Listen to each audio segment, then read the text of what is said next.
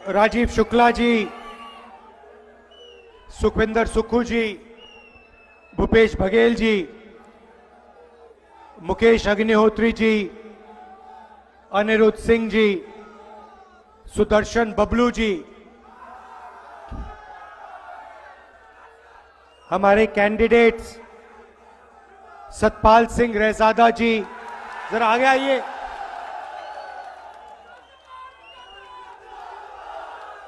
विधानसभा में विवेक शर्मा जी और राकेश कालिया जी,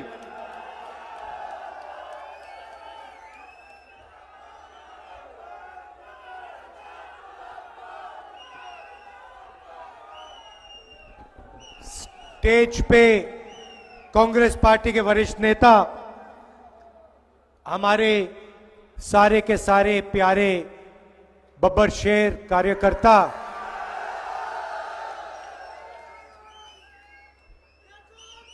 आमतौर से जंगल में एक बब्बर शेर दिखता है, दो दिखते हैं, यहां पे तो हजारों आए हुए हैं, एक साथ बैठे हुए हैं।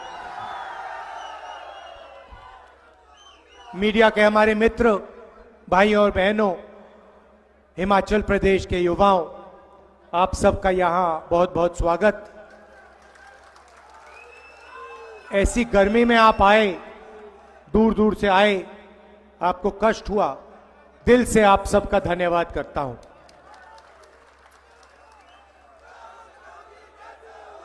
अच्छा, मोदी जी के जो इंटरव्यू हैं आपने देखे? ये वो चमचे वाले 4 चमचे बैठ जाते हैं, सवाल पूछते हैं नरेंद्र मोदी से, देखे आपने? ये नरेंद्र मोदी जी से पत्रकार पूछते हैं, नरेंद्र मोदी जी आप आम कैसे खाते हो? छील के खाते हो या चूस के खाते हो? एक और चमचे ने पूछा, नरेंद्र मोदी जी देश में कहा जा रहा है, भैया शांत हो जाएं, डिस्टर्ब मत कीजिए। देश में कहा जा रहा है कि अमीर लोग अमीर होते जा रहे हैं, 20-25 अमीर लोग अमीर होते जा रहे हैं, अरबपति बनते जा रहे हैं, और गरीब लोग गरीब होते जा रहे हैं। तो नरेंद्र मोदी जी आप इसके बारे में क्या सोचते हैं? तो नरेंद्र मोदी पहले 20-25 सेकंड सोचे ऐसे,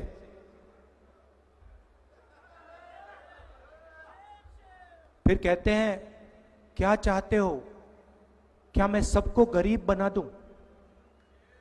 आप सोच देखिए, सवाल गरीब बनाने का नहीं है।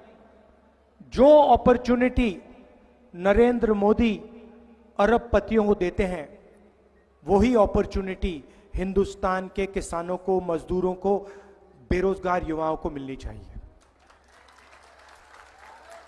आपने पता नहीं देखा ही नहीं देखा, पुणे में एक अमीर घर का बेटा पोर्श गाड़ी, शराब पी के, 17 साल का बच्चा शराब पीकर पोर्श गाड़ी को 200 किलोमीटर प्रति घंटा चलाता है 11 बजे रात को, 2 लोगों को मार देता है। कोर्ट उसे कहता है कि 300 शब्द का एसे लिखो। अब अगर bus driver, truck driver, auto driver, Uber driver गलती से किसी को मार देता है, 10 साल की सजा होती है, चाबी उठा के फेंक देते हैं। उबर ड्राइवर से, ऑटो ड्राइवर से, बस ट्रक ड्राइवर से ये क्यों नहीं कहते भैया 300 शब्द का ऐसे लिखो और चलाओ जितनी चलानी है ट्रक? क्यों? क्योंकि वो गरीब है, ये अमीर है। नरेंद्र मोदी जी ने 22 लोगों का 16 लाख करोड़ रुपया माफ किया है। 16 लाख करोड़ रुपया मतलब अगर आप 24 साल का मनरेगा का पैसा 24 साल का मनरेगा का पैसा 22 लोगों का कर्जा माफ किया है। हमने किसानों का कर्जा माफ किया था, यूपीए की सरकार थी। अगर आप उसको 24 बार करोगे, उतना पैसा नरेंद्र मोदी जी ने 22 लोगों को दिया है। अदानी जी को हिमाचल के सेब का पैसा, हिंदुस्तान के एयरपोर्ट्स, मुंबई का एयरपोर्ट था, किसी और के पास था, उस पर सीबीआई और ईडी की इंक्वायरी होती है। एयरपोर्ट वो अदानी को दे देता है। अदानी को देने के बाद सीबीआई इंक्वायरी, ईडी इंक्वायरी सब बंद हो जाती है। पोर्ट्स दे दिए, एयरपोर्ट्स दे दिए, सोलर पावर, विंड पावर, बिजली, सारा का सारा इन लोगों को दे दिया है। कोई युवा आज छोटा सा भी बिजनेस चालू करना चाहता है, फूड प्रोसेसिंग का बिजनेस, सोलर पावर का बिजनेस, छोटा सा छोटा बिजनेस, उसको बैंक 1 रुपया नहीं देगा। वो लाखों करोड़ रुपए मिलते हैं उनको, और वो करते क्या है? चाइना का माल हिंदुस्तान में बेचते हैं। हमारे जो यहां पे स्मॉल और मीडियम बिजनेसेस हैं, जो रोजगार दिलाते हैं, उनको बंद करते हैं, उनको खत्म करते हैं। और यही काम नरेंद्र मोदी ने पिछले 10 साल में किया है। आप मुझे बता दो, 700 किसानों को शहीद किया। आप मुझे बताओ, नरेंद्र मोदी जी ने हिमाचल के किसान, बाकी प्रदेशों के किसान के लिए कौन सी चीज की है? मुझे बताओ। एक काम नहीं किया। जब वो बाहर आए, काले कानून लाए, 3 काले कानून लाए अदानी और अंबानी वाले। जब किसान बाहर आते हैं, वो कहते हैं ये आतंकवादी हैं। 700 किसान शहीद हुए, उनको शहीद का दर्जा नहीं दिया। पार्लियामेंट में मुझे उसके बारे में बोलने नहीं दिया। युवाओं को 2 करोड़ रोजगार का वायदा किया था, कुछ नहीं मिला। और आजकल नया फैशन चला है।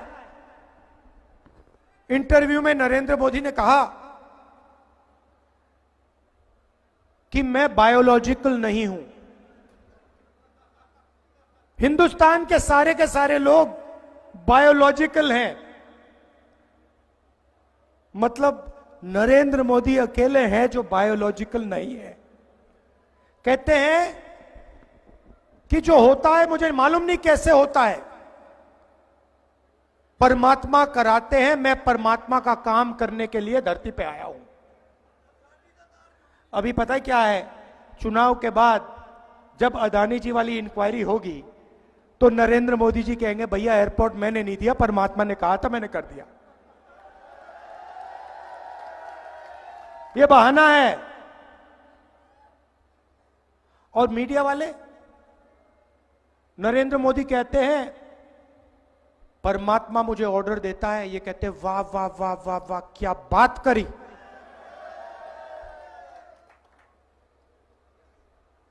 किसी दिन सुक्कू जी मेरे पास आए, बंद कमरे में उन्होंने कह दिया कि राहुल जी, परमात्मा ने मुझे यहां भेजा है। मैं उनसे कहूंगा सुक्कू जी ये सब ठीक है, बाहर मत कह देना, आप मुश्किल हो जाएगी। मगर वो खुल के बोल रहे हैं सबको। मैं सोच रहा हूं कि परमाणु बम हाथ में है उनके। मैं पूछना चाहता हूं भैया, ये जो आपको होता है, ये जो दौरा पड़ता है, ये शाम को पड़ता है, सुबह पड़ता है? ये आपको कब कब लगता है कि भैया परमात्मा ने आपको मैसेज दिया है, उनसे आप बात करते हैं? 8 बजे शाम को करते हैं, रात को करते हैं, सुबह करते हैं, हर रोज होता है? कब होता है? सही बात है ना? अगर कोई आपके पास आए और आपसे कहे भैया मेरा डायरेक्ट कनेक्शन है परमात्मा के साथ, तो आप क्या कहोगे उसको? क्या कहोगे उसको? कोविड आता है, नरेंद्र मोदी जी कहते हैं भाइयों और बहनों थाली बजाओ, मीडिया कहते हैं वाह वाह वाह वाह वाह, कमाल की बात की। उसके बाद कहते हैं भाइयों और बहनों लाइट जलाओ, मोबाइल फोन की लाइट जलाओ। गंगा में लाशों का ढेर, वेंटिलेटर नहीं, ऑक्सीजन नहीं, देश का प्रधानमंत्री खुलकर कह रहा है कि थाली बजाओ, मोबाइल फोन जलाओ। उनका काम क्या है? उनका काम ऑक्सीजन देने का है, उनका काम हॉस्पिटल चलाने का है, उनका काम वेंटिलेटर चालू कराने का है। वो सब छोड़ दिया, कहते भैया थाली बजाओ। और यही राजनीति इन्होंने पिछले 10 साल में की है। काम सिर्फ अदानी अंबानी का किया है। मजदूरों के लिए क्या किया बताओ? गैस सिलेंडर की बात होती थी, कहते थे 400 रुपए का गैस सिलेंडर हो गया है। आज कितने का है? 1200 का है। तो सारा का सारा काम इन्होंने उन्हीं के लिए किया है। और मीडिया में वो उनका चेहरा दिखाते हैं 24 घंटा। अदानी जी की मीडिया है, वो चलाते हैं नरेंद्र मोदी जी का चेहरा। कभी आपने देखा है हिमाचल के किसान को मीडिया पे? कभी देखा आपने किसान को या किसी बेरोजगार व्यक्ति को मीडिया पे देखा है? गरीबी की बात, महंगाई की बात कभी सुनी है आपने? अंबानी जी की शादी तो देखी होगी, 8 करोड़ वाली घड़ी देखी ना, डांस गाना देखा आपने वहां पे? मगर अगर आप हिंदुस्तान की जनता से पूछें, वो आपको कहेंगे भैया बेरोजगारी, महंगाई, भागीदारी, गरीबी, ये हैं मुद्दे। मीडिया कभी दिखाता नहीं है। अब उन्होंने 22 लोगों के लिए काम किया, 22 अरबपति बनाए। अगले 10 साल में हम करोड़ों लाखपति बनाने जा रहे हैं। मैं आपको बता रहा हूं, यह मीडिया वालों की आदत है। जब हम मनरेगा लाए थे, इन्होंने कहा देखो गरीबों की आदत बिगाड़ रहे हैं।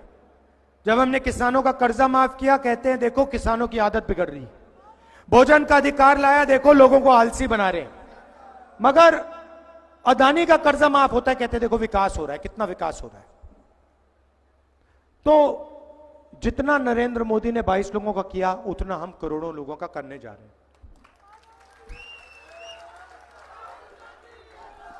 यहां पे महिलाएं आई हैं। हिंदुस्तान के सारे गरीब परिवारों की लिस्ट बनेगी। उसमें हर प्रदेश के गरीब लोगों की लिस्ट होगी। किसान, मजदूर, छोटे व्यापारी, इस लिस्ट में सारे के सारों के परिवार होंगे। हर परिवार में से एक महिला का नाम चुना जाएगा। करोड़ों महिलाएं होंगी और उनके बैंक अकाउंट में हर महीने ठकाठक 8,500 रुपए डालेंगे। 8,500 रुपए महीने के, साल के 1 लाख रुपए करोड़ों महिलाओं के बैंक में डालेंगे। और वो तब तक चलेगा जब तक वो परिवार गरीबी रेखा से ऊपर नहीं आएंगे। ये रुकने वाला नहीं है, ये रुकने वाला नहीं है। अगर मीडिया वाले कहेंगे कि गरीबों की आदत बिगाड़ रहे हैं, अगर ये ज्यादा कहेंगे हम उसको डबल कर देंगे। वही काम हम किसानों के लिए करने जा रहे हैं। किसानों का हम कर्जा माफ करेंगे और गारंटी कानूनी मिनिमम सपोर्ट प्राइस हिंदुस्तान के किसानों को हम देने जा रहे हैं। मजदूरों को आज 250 रुपए मिलता है मनरेगा में, हम 400 रुपए देंगे। आशा और आंगनवाड़ी की महिलाओं को जितना भी आज पैसा मिलता है उसको हम दुगना कर देंगे। और जो हमारे युवा हैं, नरेंद्र मोदी जी ने आपको बेरोजगार किया। कैसे किया मैं आपको समझाता हूं।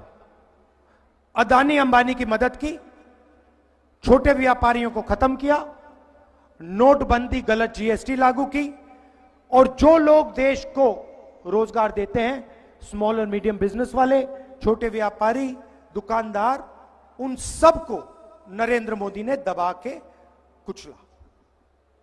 अब हम ये सब बदलने जा रहे हैं। युवाओं को सबसे पहले हमने पता लगाया है। मैं 2 करोड़ की बात नहीं करूंगा क्योंकि 2 करोड़ झूठ होगा। मैं आपको सच्चाई बोलने आया हूं। 30 लाख सरकारी रोजगार हैं, खाली पड़े हैं, वो हम आपके हवाले कर देंगे। दूसरी बात, जैसे हमने मनरेगा में मजदूरों को रोजगार का अधिकार दिया था, वैसा ही अधिकार, रोजगार का अधिकार हम हिंदुस्तान के ग्रेजुएट्स को, डिप्लोमा होल्डर्स को, कॉलेज और यूनिवर्सिटी के ग्रेजुएट्स को देने जा रहे हैं। मगर ये रोजगार मजदूरी का नहीं होगा, ये अधिकार जॉब का अधिकार होगा, पहली नौकरी का अधिकार होगा। हम कैसे करेंगे? अदानी जी के बेटे, अंबानी के बेटे जब ग्रेजुएट करते हैं, उनको 1 साल की अप्रेंटिसशिप मिलती है। पिता के कंपनी में काम करते हैं, 1 साल की सैलरी मिलती है, ट्रेनिंग मिलती है, और इस एक्सपीरियंस से जॉब मार्केट के दरवाजे उनके लिए खुलते हैं, आगे बढ़ पाते हैं। ये हिंदुस्तान के गरीब बेरोजगार युवाओं को मौका नहीं मिलता है। इसीलिए सरकार में, पब्लिक सेक्टर में, BHEL, HAL जैसी कंपनीज में, प्राइवेट सेक्टर में, सरकारी अस्पतालों में, सरकारी कॉलेजेस, यूनिवर्सिटीज में हम हिंदुस्तान के बेरोजगार युवाओं को 1 साल नौकरी का अधिकार देने जा रहे हैं। यह आपका हक है, यह आपका अधिकार होगा, और अगर आपने सरकार से यह मांगा, सरकार को यह आपको देना पड़ेगा। जॉब 1 साल की होगी, एक प्रकार से जॉब मार्केट में एंट्री करने का तरीका है ये। 1 साल की नौकरी होगी, बैंक अकाउंट में महीने का खटाखट 8,500 रुपए जाएगा, साल का 1 लाख रुपए आपके बैंक अकाउंट में आएगा। ठीक है, तो हमारी सोच है कि जैसे नरेंद्र मोदी जी ने 22 लोगों को पैसा दिया, ये लोग इस पैसे को इंग्लैंड में जाके, अमेरिका में जाके, जापान में जाके खर्च किए हैं। आपका पैसा इन्होंने बाहर जाके खर्च किया। अब हम करोड़ों लोगों के बैंक अकाउंट में लाखों करोड़ रुपए डालने जा रहे हैं। क्या होगा? आप लोग अमेरिका में इसको खर्च नहीं करोगे, आप लोग हिमाचल प्रदेश में, उत्तर प्रदेश में, बंगाल में, गांव में, छोटे छोटे शहरों में इस पैसे को खर्च करोगे।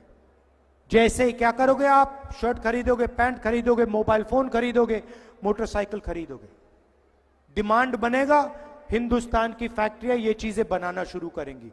जैसे ही हिंदुस्तान की फैक्ट्रियां फिर से चालू हो जाएंगी, हिमाचल प्रदेश के बेरोजगार युवाओं को उन्हीं फैक्ट्रियों में रोजगार मिलेगा। हम चेन बना रहे हैं।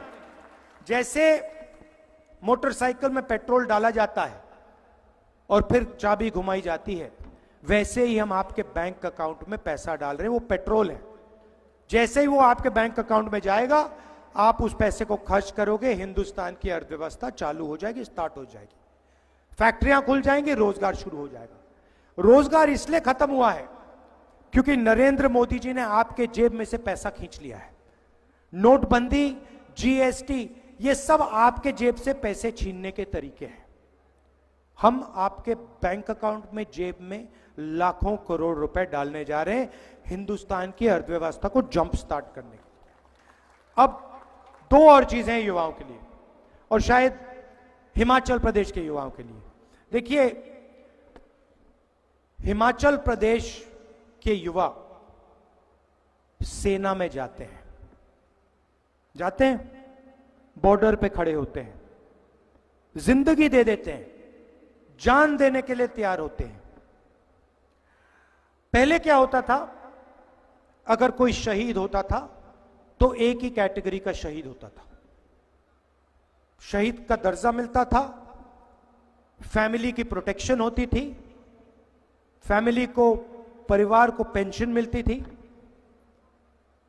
नरेंद्र मोदी जी ने शहीद के 2 कैटेगरियां बना दी है। एक कैटेगरी नॉर्मल जवान और ऑफिसर, जिसको शहीद का दर्जा मिलेगा, पेंशन मिलेगी, कैंटीन मिलेगी, सारी की सारी प्रोटेक्शन मिलेगी, रिस्पेक्ट मिलेगी, इज्जत मिलेगी। और दूसरा शहीद, जिसको नरेंद्र मोदी अग्निवीर कहते हैं, उसे ना ट्रेनिंग मिलेगी, ना पेंशन मिलेगी, उसको उठाकर 3 साल बाद 4 साल बाद आर्मी के बाहर फेंक दिया जाएगा। अमित शाह आए, कहते हैं कि अग्निवीरों को पैरामिलिट्रीज में, पुलिस में नौकरी मिलेगी।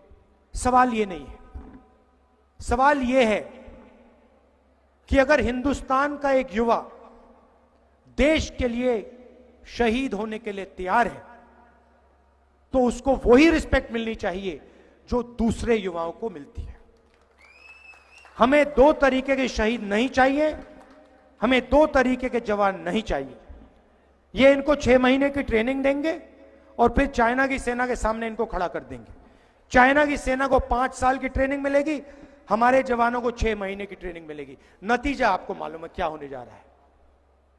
तो मैं आपको यह कहना चाहता हूं कि इंडिया की सरकार आएगी, इंडिया गठबंधन की सरकार आएगी और हमारा पहला काम, महालक्ष्मी योजना से पहले, पहली नौकरी पक्की से पहले, किसान कर्जा माफी से पहले पहला काम होगा कि हम अग्निवीर योजना को फाड़ कर कूड़ेदान में फेंक देंगे। ये स्कीम जो है हमने पता लगाया है, ये स्कीम आर्मी की स्कीम नहीं है। आर्मी इस स्कीम को नहीं चाहती। इस स्कीम को प्रधानमंत्री ने और पीएमओ ने बनाया है। आर्मी नहीं चाहती है 2 तरीके के शहीद, आर्मी चाहती है कि सिर्फ 1 तरीके के जवान हो, सबको इज्जत मिले, सबको पेंशन मिले, सबकी रक्षा हो। इसीलिए अग्निवीर योजना को चुनाव के एकदम बाद आप भूल जा सकते हो, इसकी कोई जगह नहीं रहेगी, इसको हम हटा देंगे। ये मैं आपको मैसेज देना चाहता था। लड़ाई भाइयों और बहनों इसकी है, कॉन्स्टिट्यूशन की है, संविधान की है। ये अंबेडकर जी, महात्मा गांधी जी, जवाहरलाल नेहरू जी और हिंदुस्तान की पूरी जनता की आवाज है। बीजेपी के लोग, ये हमारे कार्यकर्ता जानते हैं कि जो भी हिंदुस्तान के लोगों को आज तक मिला है, आपको स्टेट मिला, हिमाचल प्रदेश मिला। मैं आपको आज कह रहा हूं कि अगर यह कॉन्स्टिट्यूशन नहीं होता, अगर यह संविधान नहीं होता, आपको हिमाचल प्रदेश कभी नहीं मिल सकता था। अगर आपको प्रदेश मिला है तो इस किताब ने आपको प्रदेश दिया है। और यह सिर्फ कोई मामूली किताब नहीं है, इसमें हिंदुस्तान की हजारों साल पुरानी सोच है, हमारे महापुरुषों की सोच है। बीजेपी के नेता खुलकर कह रहे हैं कि अगर हम चुनाव जीते, हम इसको खत्म कर देंगे, रद्द कर देंगे, फाड़ के फेंक देंगे। कभी नहीं होगा ये। बीजेपी वालों, आप सपना मत देखो, टाइम अपना जाया मत करो। कांग्रेस पार्टी के कार्यकर्ता बब्बर शेर यहां खड़े हैं, वो ये कभी नहीं होने देंगे। कोई भी शक्ति नहीं है जो हिंदुस्तान से इस संविधान को छीन पाए, क्योंकि हमारे यहां पर टाइगर घूम रहे हैं। और ये जो टाइगर हैं, ये बब्बर शेर जो घूम रहे हैं पूरे हिमाचल प्रदेश में, ये 4 की 4 लोकसभा की सीट यहां जिताने जा रहे हैं।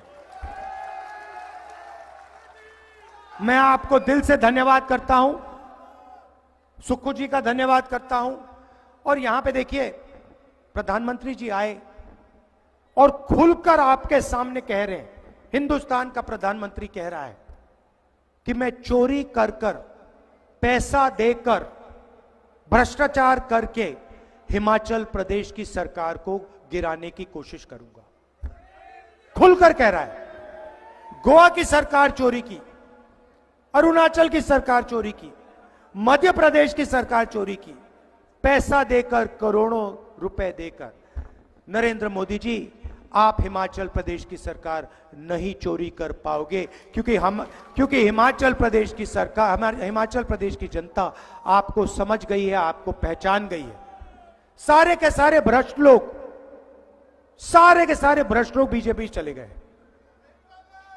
हालात यह है भाइयों और बहनों, जो हमारे यहां से निकल के गए हैं ना, पंजाब में, महाराष्ट्र में, किसानों से वो भागकर दौड़ रहे हैं, भाग के दौड़ रहे हैं, सामने नहीं आ पा रहे, क्योंकि सारा देश जानता है कि नरेंद्र मोदी भ्रष्टाचार के सेंटर है, एपी सेंटर है।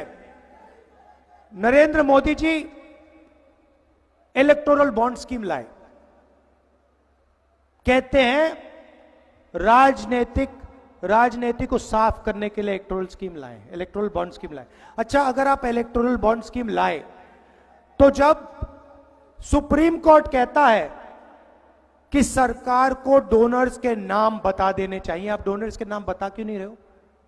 आपने छुपाया क्यों है? भाइयों और बहनों, इलेक्टोरल बॉन्ड स्कीम मैं आपको समझा देता हूं। कंपनी पर दबाव लगता है, सीबीआई ईडी की इंक्वायरी होती है, कंपनी बीजेपी को रिश्वत देती है, सीबीआई इंक्वायरी ईडी इंक्वायरी बंद हो जाती है। यह है इलेक्टोरल बॉन्ड स्कीम। हफ्तेबाजी है, एक्सटॉर्शन है।